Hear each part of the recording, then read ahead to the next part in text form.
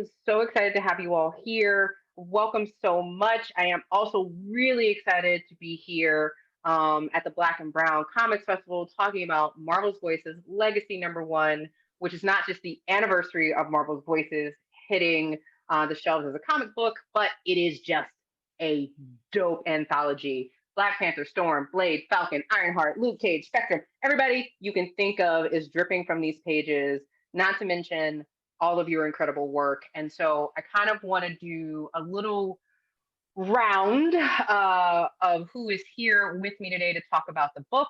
And I want to start over to, because Zoom is never going to be what it looks like to everybody else, I'm going to start over to my left currently with Stephanie Williams. Hey, I am Stephanie Williams. I am a pop culture writer and a comic book aficionado.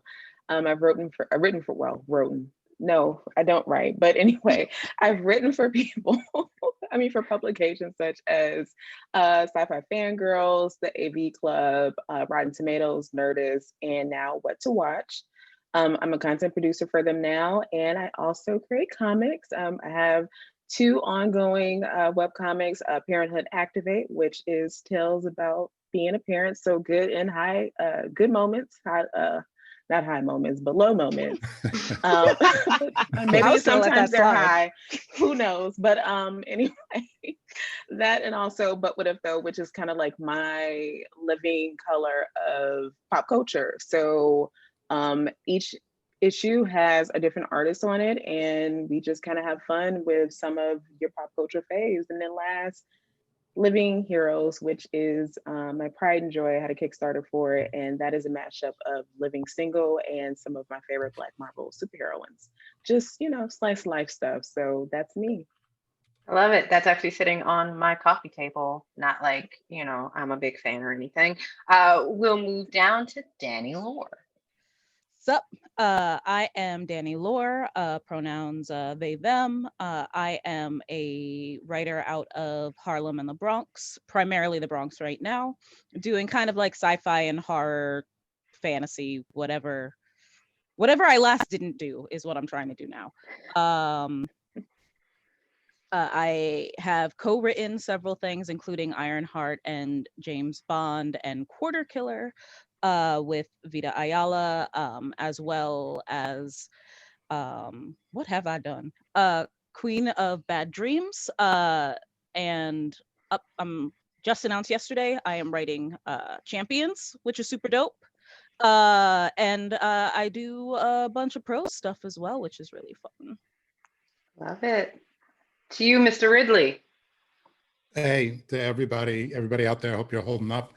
You're doing well. Happy New Year, as happy as it can be early on.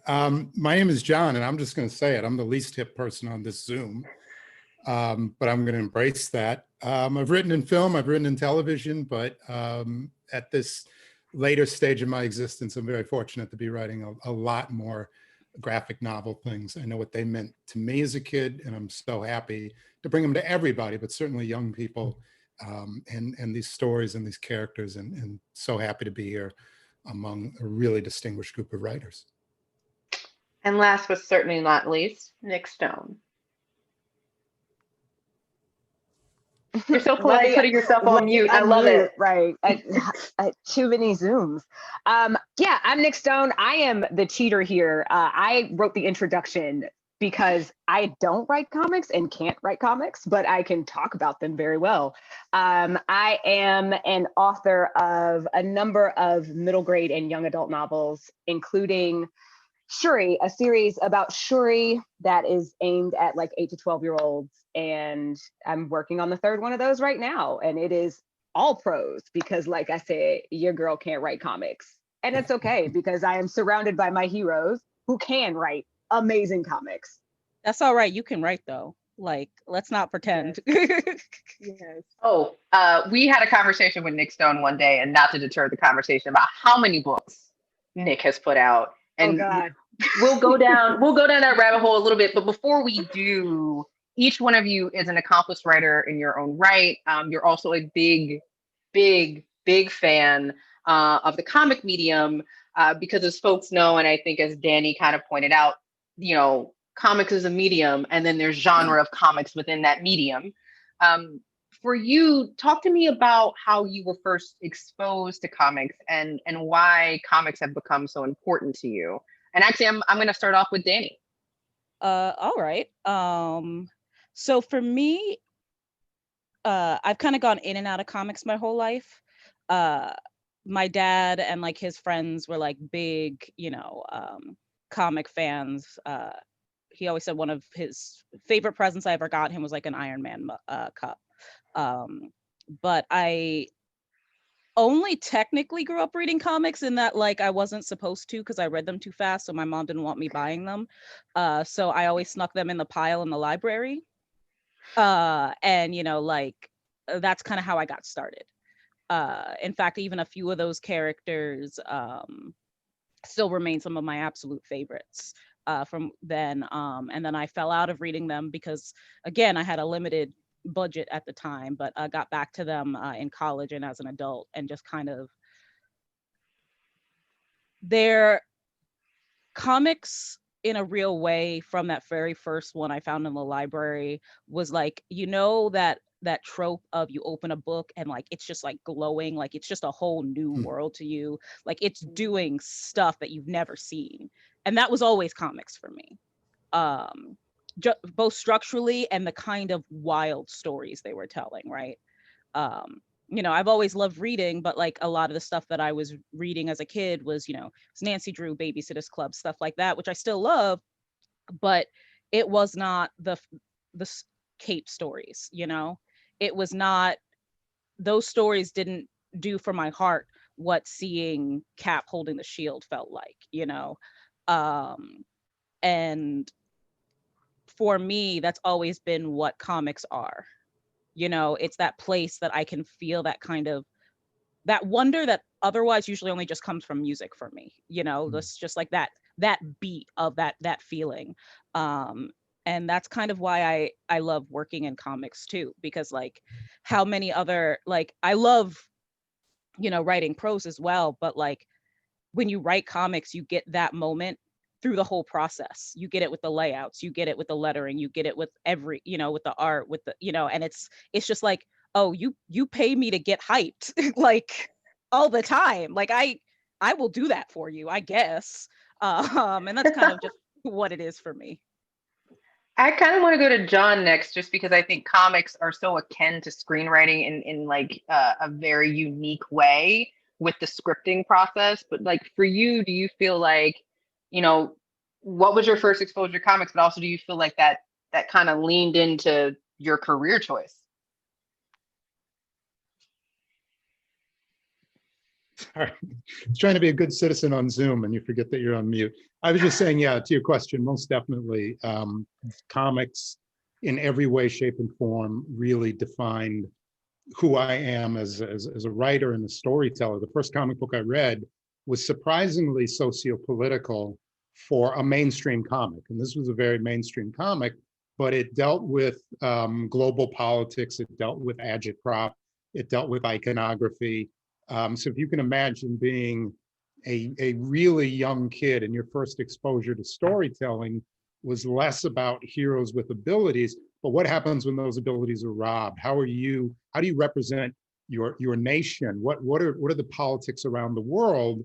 And again, in a super mainstream comic. So for me, looking at stories, and you certainly in the later part of my career, if you look at the stories that I've written about politics, about race, about identity, about how we fit together as a society, those were things that were very much instilled in me in reading those early comic books. So I've always appreciated that their wish fulfillment, that these comic book stories, these characters have moral compasses. And the vast majority of us in life, we know right from wrong. It's that application of right from wrong. And heroes generally, they know it, even though they operate outside the law. Even though sometimes they're looked at as vigilantes, their moral code is very clear. And that for me, even in spaces where we weren't seeing Black and brown people, we weren't seeing people like us who had those same values and very heroic, you could at least look at it. And a lot of the questions we have right now about policing, about community, in comic books, heroes understood responsibility, and there's always that that line, with great power comes great responsibility. That for me was always clear in comic books, and that's what I loved about that storytelling. Maybe gray, may not always represented, but there were individuals who knew they had a responsibility and they had to step up for communities. I love that. And I kind of want to toss to Stephanie now, because I don't think I know anyone who knows the nuances of panels the way that you do, Stephanie Williams. And I have always wanted to ask, what is, like, when did you first get into comic books, and what was it for you that makes you so passionate about this medium that you're like, nah, I'm just gonna write it myself? So I wish I had something really deep to say, but I feel like it's kind of superficial. So like a lot of folks who were born in the 80s, 90s, I spent a lot of time with my grandmother. So I watched a lot of soap operas. I was just right there. So Archie was actually the very first, I guess, comic book series, Archie's Digest, because it was right there at the grocery store. So I would just sneak it into the cart. That was the first thing I would actually read through. But when I got my hand on some of the early 90s, late 80s Avengers comics, what was it? Or actually, I think it was Wanda and Scarlet Witch and the Vision. And you have Crystal having an affair with the real estate agent. And I don't know, something about that just spoke to my little 8-year-old heart, because I was like, wow, this is kind of like what grandma watches, right? So from there, I just fell in love with it, because I guess I have loved mess since I was young. Yeah, it's just always been there. But on a serious note, of course, there were other connections that I would make, and that's just that, was Amazing Spider-Man, or the Peter Parker, the Spectacular Spider-Man, where you have Peter discovering that, hey, I'm Spider-Man, but that doesn't mean that I can save everyone, because there is someone who is fighting immigration, or now ICE, but it was INS that they were running from, and Peter couldn't do much for them. Maybe he could have, but Peter likes to be about the book. So it was just realization that comics is just another medium to tell and to connect real world problems. And these characters, they might have superpowers, but at the very end of the day, they're like everyone else. So to have them deal with these things, from an illicit affair, coming down to earth and risking getting poisoning, all for the real estate agent, to Peter Parker realizing that, hey, I unfortunately can't save everyone, because not everything requires my fists.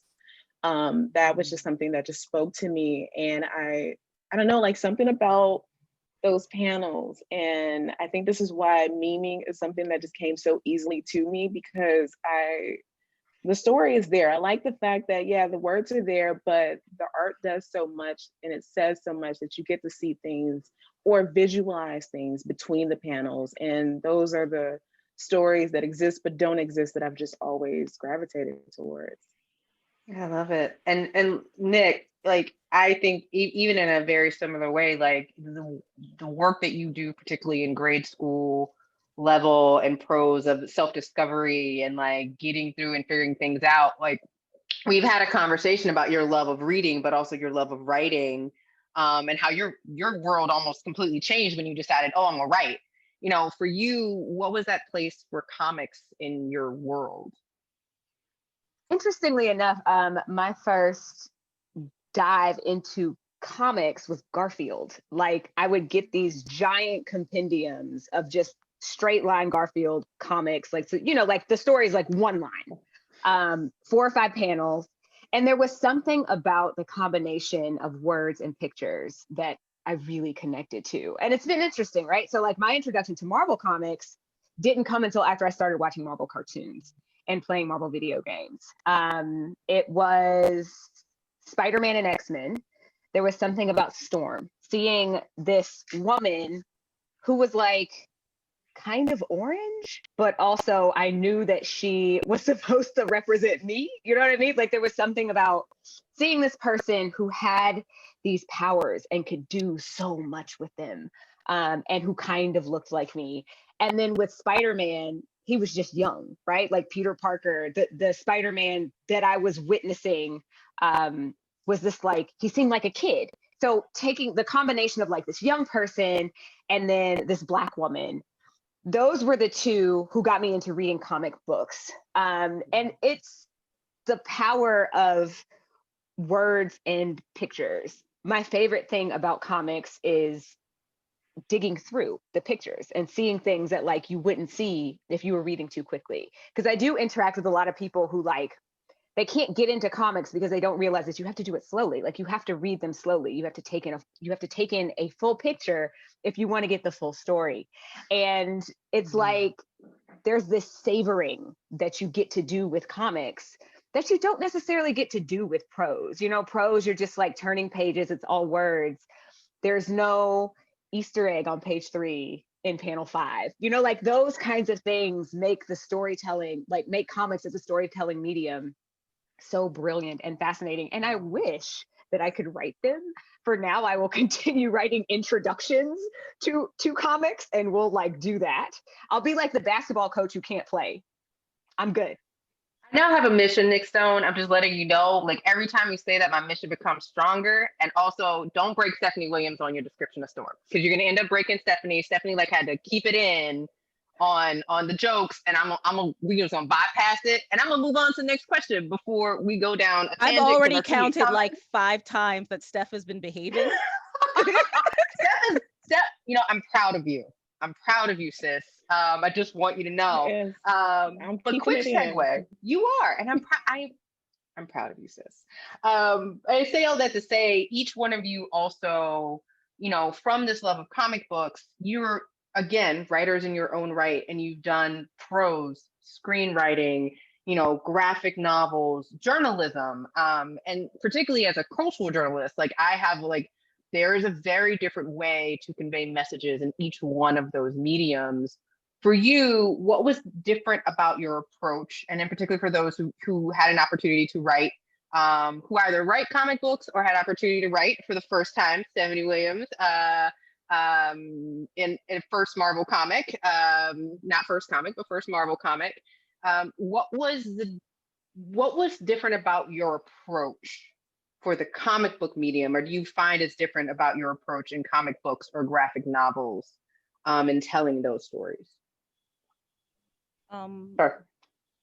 Go ahead, Danny. Okay.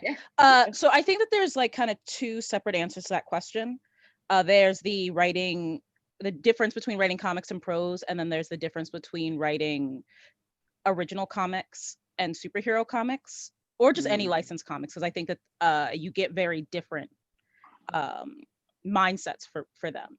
For me, as like someone who started in prose, I kind of only 20% joking refer to the difference as like comics to a certain extent on a technical level is doing an algebra problem compared to writing prose in a very real way. If I want to write a fight scene, right? I may have a word limit in prose. You know, I may say, oh, I want it to be 1 or 2 chapters. Or if it's a short story, I know I want it to be 5,000 words, but no one's telling you, by the way, it matters that this character's name ends page 2 and then on the swap, right? So you know your story, and then you have to do math to figure out, cool, I only have these number of pages. And then on top of those number of pages, you got to figure out what are the key bits that will show the whole thing. And then how do the pages turn, right? And so it's a very different mindset, you know, and, you know, it took me a little while to figure out a system that ends up natural for me in writing comics, right? Because I want to describe everything, but I also don't, because it's a comic, and if I could draw, I would be drawing, you know, like, no, like there's parts of it that I don't do because I'm a writer, right? It's also learning how much of what you're writing then becomes external stuff instead of internal stuff for your character, and separating those things, right? There are styles of comic that I love doing internal monologues for. Like I'm a big 70s horror person, so give me like a good deep caption, like I'll be there forever. But you know, like A lot of comics don't do that or don't need that. So you got to make sure that you're not relying on like all the internal thoughts of your characters, right? Anyone listening to this, please ignore that I'm completely going against everything I do in that King in Black issue that I'm writing right now when it comes out. But I'm going against my own theories. But then when you're writing a superhero, right? You're writing a character that for the most part, people who pick up that book know, or if they don't know the character because it's a new world, they have a sense of the world. They have a sense of the people they're going to interact with. And everyone comes to that story with why they wanted to read that character. It's not, oh, I read the back of the book and this seems interesting. It's, oh, I wanted to pick up you know, the Sam Wilson story, or I wanted to pick up this Monica Rambeau story, and it's why, right? And I come to each of those stories with my own biases about that, right? Like which characters I love the most and why I want to write them. And it's balancing that, right? Because it's not just you telling stories with your own characters. There's a whole different language to when a superhero stands straight in a picture looking at the reader than if somebody they don't know and who isn't a superhero does that. You know, a superhero turning their back at a certain time means something different than a random side character turning their back.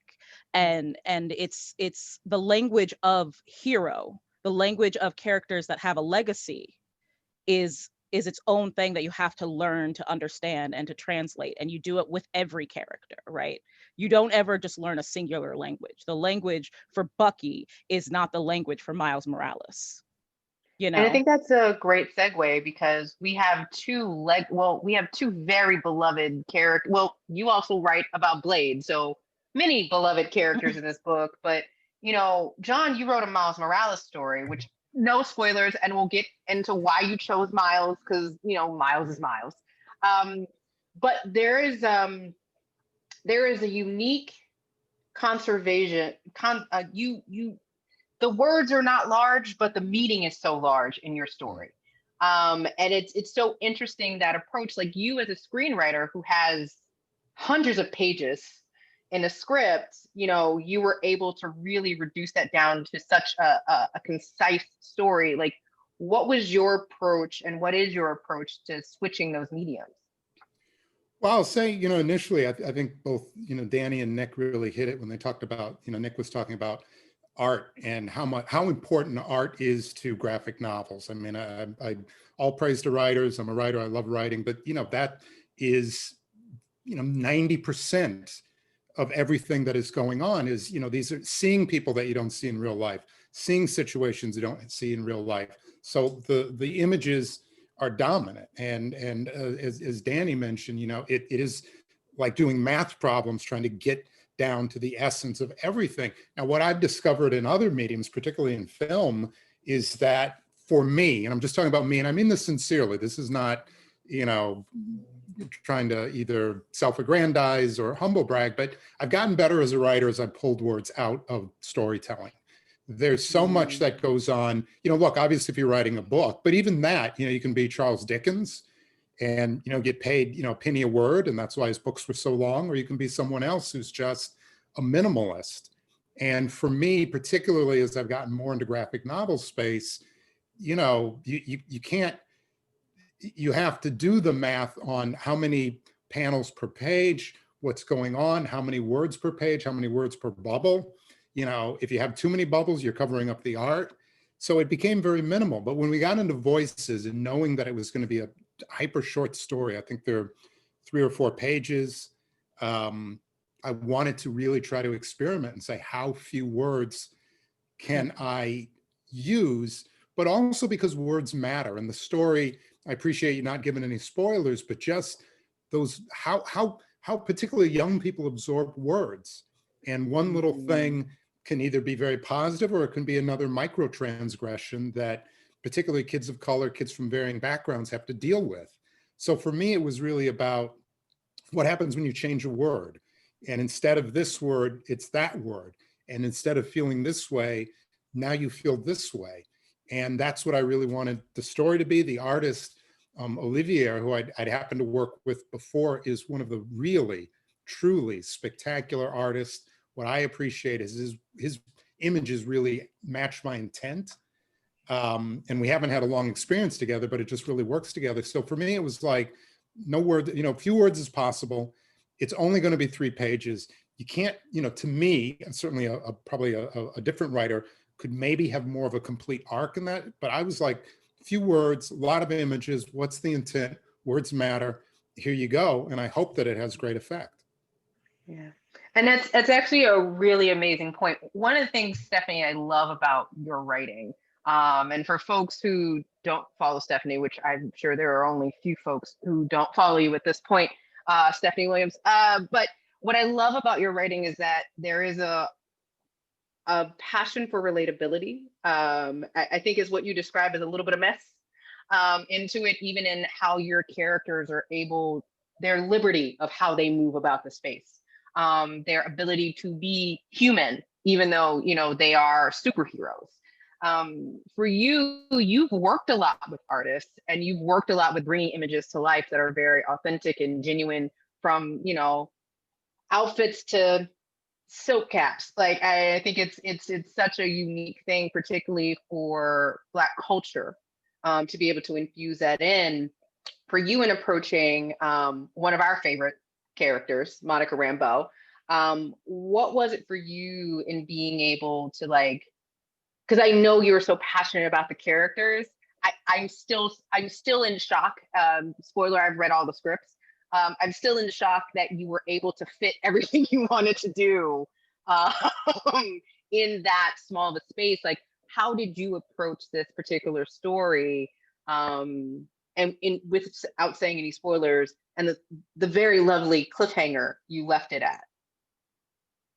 Wow, so I can't believe I'm about to give Twitter credit again for the second time today, but it's from the storytelling that I was subconsciously doing on there. So trying to find like specific stills from X-Men, the original animated series, or Spider-Man, or Justice League, or Justice League Unlimited, and trying to do that and then telling a story from that image. So now with comics and writing them, I get to kind of reverse engineer that, and it gives me more freedom. So because I got so used to 140 words at first, and now 280 limit, that just kind of, I guess I was been being trained all my life, or since I've been on Twitter for this moment, but it really helped because I know that in order for folks to relate, it's got to be something that is universally relatable. However, that doesn't mean that I don't get to infuse Blackness into it, because how could I not?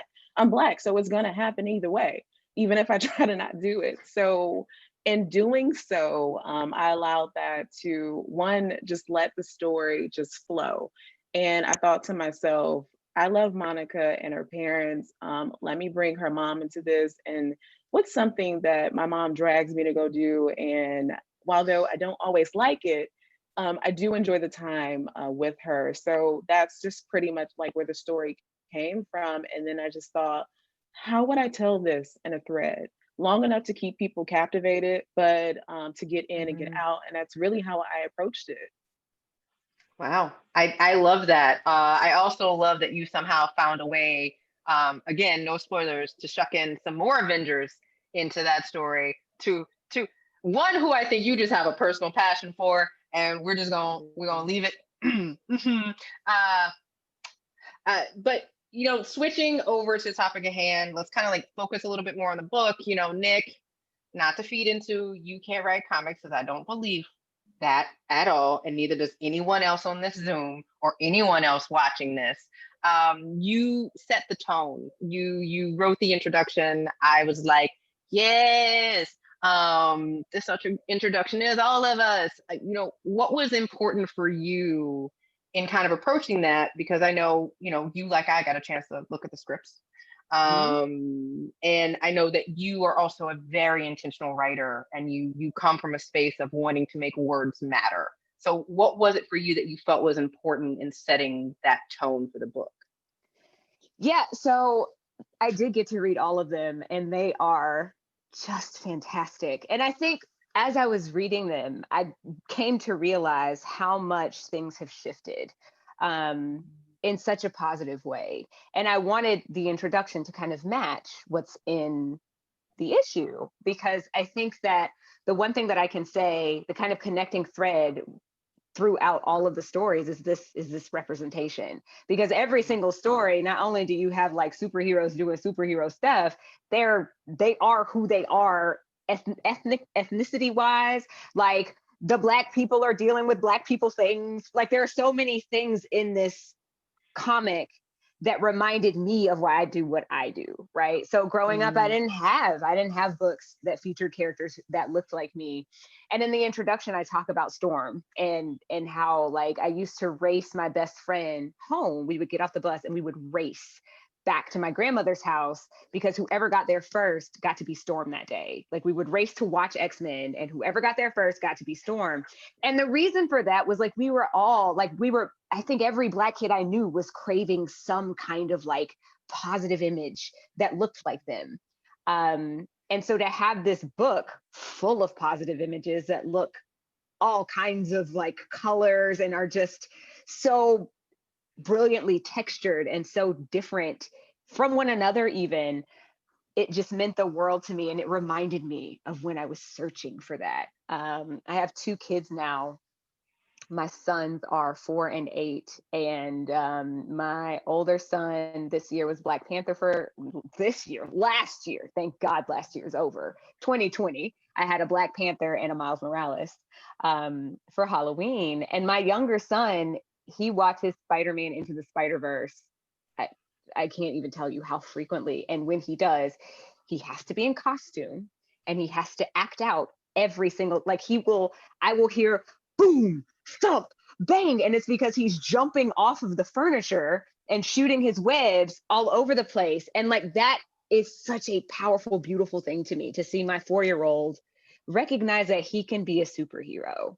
So like, shout out to all of y'all for real. Like the things that you are creating are for my kids, and they're for us, but they're also for my kids. And knowing that my kids are going to grow up in a world where they get to see themselves doing dope stuff and being powerful and getting bit by radioactive spiders and all of these things, knowing that they're going to grow up in a world that I didn't grow up in, and knowing that they're going to be empowered by the things that they're getting to see, I cannot express my appreciation to you creators more. I love that, because that's a perfect segue into me throwing this over to Danny, only because I know exactly what Danny's story is about, because it's a bunch of empowered kids in a very unique way. You know, Danny, you were able to marry your love of horror and our mutual love of Blade into your story. You know, without spoiling too much, what made you decide to tell this story? Also, it takes place in a place you know a lot about, in a city that you're very familiar with. So, well, one, it was real easy to pick Blade. Like literally, they were just like, when they reached out, they were like, "Who do you want to do?" And I was like, "Does someone have Blade?" Like, they was literally, there was no question. First words out of my mouth.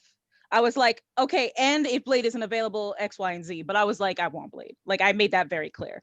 And there are 2 things that are really important for me when writing comics. One, particularly when writing about us, I want to write about community, because that is how I see us. You know, the ways that we interact with each other, the way that we support each other, also sometimes the lack of that support, right? Like all of it is so important to the way that I perceive the world. And also, for me at least, I find that so many personal ills can be solved by reaching out to community. And especially in a book like this, where you're telling a short story, for me, it lends itself to being a very intimate short story. And when I saw the Blade movie growing up, I saw it with my dad. I saw it up like, what was it? White Stone Cinemas, whatever it was, up in the Bronx. My dad lived in Hunts Point. And so that was the inspiration, is I wanted Blade to save some kids over there. And I wanted him to save them in a bodega. because for me, at least, sometimes I saw my world in like a Luke Cage book, right? Because he's in Harlem. But like I grew up in the projects in Harlem and then I moved to the Bronx. A lot of my world I don't get to see, right? And I think of, and that's wild, right? Because especially when you grow up in New York, you think of all those old heads who like swear by comics, right? Like, you know, like it's just full of like the old heads sitting on the benches talking about their favorite ones they grew up with and how they still have them. And, oh, you read comics, I remember back when. And I love the idea of bringing those worlds more and more into comics the more I write. And so that's what I wanted to do with this. So I wanted to tell a story that is Blade and a bodega and kids, and you start there. And I wanted to tell it in my hood because I had that opportunity. So why not take it, you know, because then someone else who grew up in places that look like that, you know, will see it and come up with an idea for a story, right? They'll look at that street corner in the piece, and maybe, you know, they're on the bus reading this and they look over and they see that, right, as they get off the bus. And for me, that's important because those moments for me were, you know, even as adults, you know, like that was me. Each of those moments is me going, oh, I can do this. Like, not to put Nic on blast, but like Nic, like when I first started getting into like doing prose and like I was meeting Nic and the rest of that crowd in prose, like hearing them on panels and reading their books, for me, like that recently in the past few years, like that did that for me. That changed how I wrote. So I'm gonna do that with Blade because it's dope. And I think you hit on something that is just so powerful. It's not just the power of the story, right? It's the power of the storyteller. It's the power of being able to bring these diverse perspectives to a medium that we love so much. You know, and I kind of want to just throw this out there, particularly to Stephanie and to John. You know, for you, like, do you feel like comics and graphic novels and these stories that we tell and these images that we are creating have a special place in the Black community? You know, particularly, you know, when you even think about the Marvel universe, right? Like, and how vast it is and how many different places the Marvel universe exists in the world, because it really is the world outside the window. It's Los Angeles, it's New York, it's Chicago. It's not a fake city. It is a real place in the world. I'll toss it to John first because y'all are so I was going to say, polite. I can't, you know, it may be 2021. I still got to be a gentleman. I'm going to let Stephanie go first. And then I'm happy to jump in. My mom may catch me on this if I start talking and I didn't let Stephanie talk. You don't want those problems. But, no, you do not. But I absolutely do. You know, I mentioned earlier, like the reason why I connected with them so much is because it reminded me of something that I did with my grandmother, which is watching soaps. So, you know, I think as a Black person, because if you're reading comics, especially from the big two or Marvel, like you didn't see yourself in everything that you read, so you found connections in other things. So be it the mess I talked about and seeing it in other things, or just, I don't know, like little tidbits that you would see from your own life, you see it there. And then sometimes for cases like a character like Storm, where, you know, here is this Black woman who's a mutant, but there are bits and pieces of her that are kind of not connecting because she hasn't, you know, routinely been written by a Black woman. So again, like you're taking, you know, this base Storm that you're getting, and then you're building her up in your mind to what you think that she is, and like how you would relate to her and how you think she would relate to you. So I absolutely do. And I think now, and more recently in the last 4 or 5 years, definitely space in the Black community, because, you know, more of us are being, I don't want to say allowed because it sounds very terrible and very Jim Crow-ish, but it's true, getting more opportunities to write these stories. I'm so sorry if I'm not behaving. Getting more opportunities to write these stories. So you don't have to do the extra work to connect the being stories, seen. because it's, yeah, we're Yeah. being seen is right there. So let me be quiet before I, yeah. I'll just, if I can jump on that. I mean, look, Stephanie, I think you're giving the real talk. And what was interesting to me is everybody here has kind of talked about whether it's, Nancy Drew or Archie or whatever. People of color have never had a problem understanding the core values in these kinds of stories, that no matter what you're challenged with, no matter that you may be an outsider, even if you represent the prevailing culture, you may come from a different place. People may not get you. You may not have every advantage in the world, but you're going to do what's right, and you're going to fight for community. And the things that you're fighting for, even the people who are fighting against it, you're fighting for a better place. And you're absolutely right. I mean, look, it's not wrong to say that to a degree we're being allowed now. We've certainly, fought for these rights. We've proved ourselves. Everybody on here is written or accomplished in a different space, or frankly, just as people, we have lived experiences that have value in the graphic novel space or writing or entertainment or the wider culture. And all we're saying to people is, look, we never, pick, Tony Stark, he may be a rich, straight white dude, but we appreciate his struggles or his background or how he didn't get along with his family or his loss, and that he still chose to step up. And when the heroes become Storm or Miles Morales, those values don't change, but you got to learn now the prevailing culture to, kind of let go of, oh, if it's woman, if she's from LGBTQ community, Latinx, Black, that story doesn't really resonate with me, or it doesn't belong to me. Yeah, it absolutely does belong to you, because like everything else, when you're really tested and you come back and say, I'm still going to fight the fight, and I still believe in those core values, and I still believe that if we don't come together, then we're never going to accomplish anything.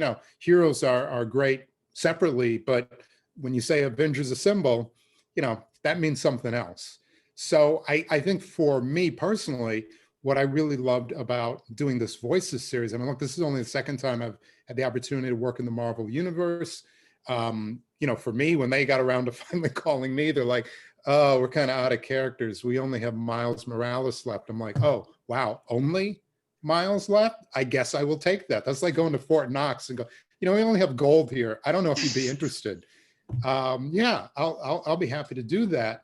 Well, I guess if I got to do it for the culture, I guess I'll write Miles. If you make me, sure. I was like, you guys, you are Marvel. You do know the characters you are talking about. I mean, look, there's almost no, if it's Black Panther, it's T'Challa. If it's Blade, there's almost like no character of color in the Marvel universe. When you go to a person of color, they're not going to go, oh, you only have that character left. But for me, it was an opportunity to be pro-positive, because a lot of the work that I do, 12 years, American Crime Guerrilla, Red Tails, they deal with the fight that the most exceptional of the most exceptional people of color have done for us to get here. To write a story where it was just, pages of positivity was like, and it's Miles and it's Marvel.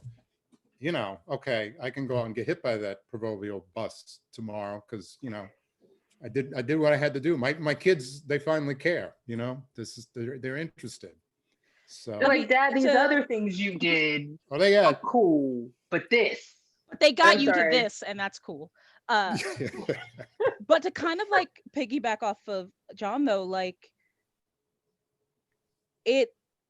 so in prose, I was part of an anthology called A Phoenix First Must Burn, which was like very intentionally about, Black girls and non-binary characters getting to have hopeful, joyful sci-fi and fantasy stories, right? And it's so wild for me that like, this is still a thing, right? That it feels weird and unique and cool for us all to get together and be sitting here and talking about the joy and positivity in these collections, because so often we are told that to get the spotlight, we have to be talking about not even our pain, right?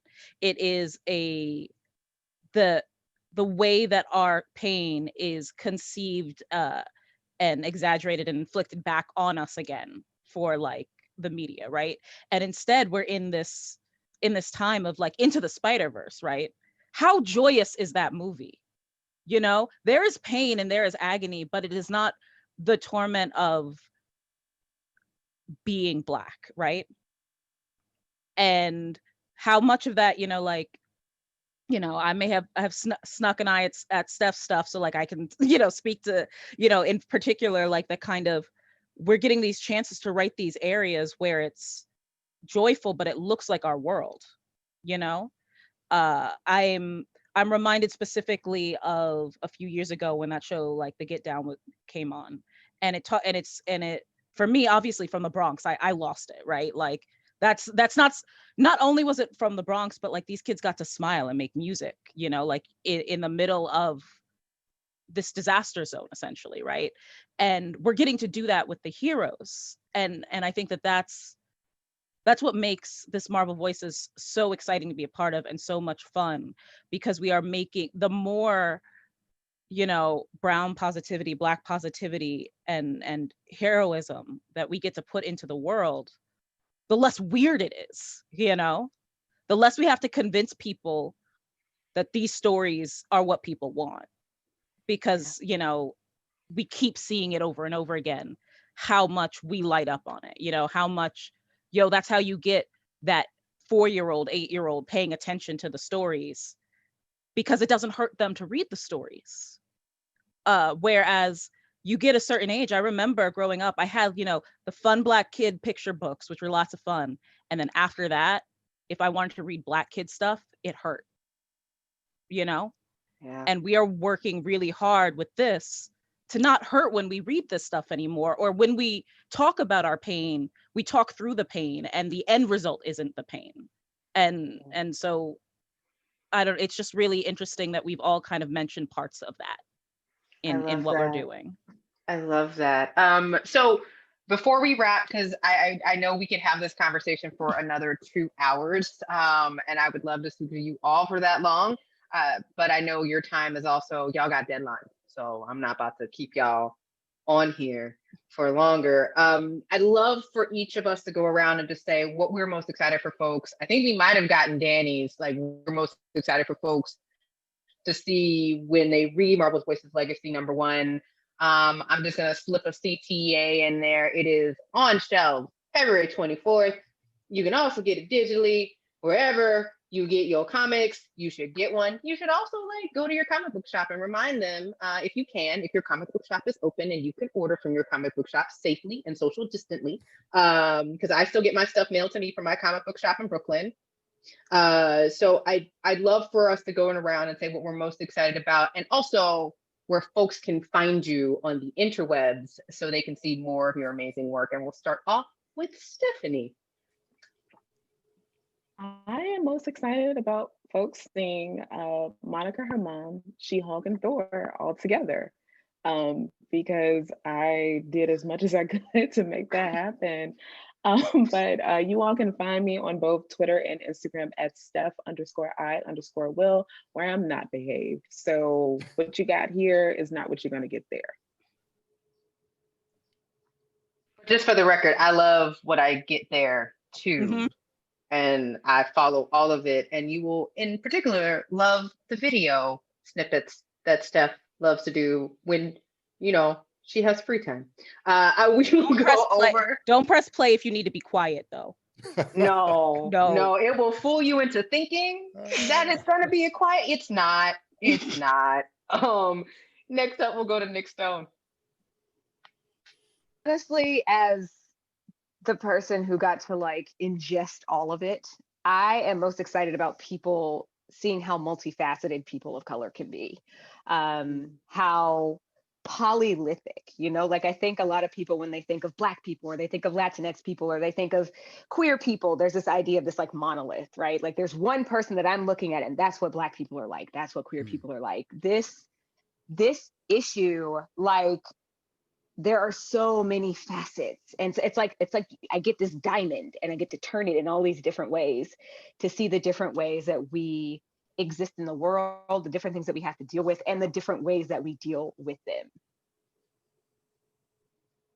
Danny? We mostly talked about my stuff.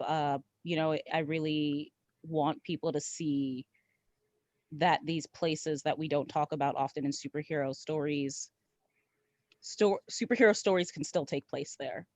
They still exist there.